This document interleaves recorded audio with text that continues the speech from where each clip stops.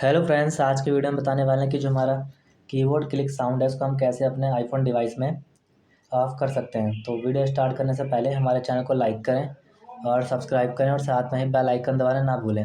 तो video start कर लेते हैं। तो आप देख सकते हैं हमारे पास जो आइकन है कुछ प्रकार शो हो रहे हैं। तो जो हमारा ऑप्शन है इसमें सेटिंग्स आइकन, इस पर क्लिक कर देना है। क्लिक करते ही जो हमारी फ़ोन की सेटिंग्स ओपन चुकी है। तो जैसे हमारे पास ये कीबोर्ड साउंड है उसको हम कैसे ऑफ़ करें। तो हमारे पास जो ऑप्शन है इसके अंदर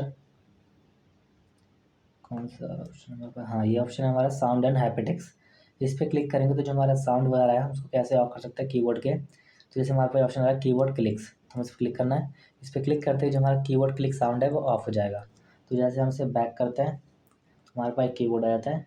इस पर क्लिक करेंगे तो जो हमारा साउंड है बिल्कुल ऑफ हो चुका है। देख सकते हैं कोई भी बटन्स वगैरह जो कोई भी साउंड है इसमें शो नहीं हो रहा है क्योंकि हमने इसको ऑफ कर दिया है। तो इस प्रकार अपने आईफ़ोन की सेटिंग में जाकर कीबोर्ड क्लिक साउंड को हम ऑफ कर सकते हैं अपने आईफ़ोन डिवाइस की फ़ोन की सेटिंग पे जाकर।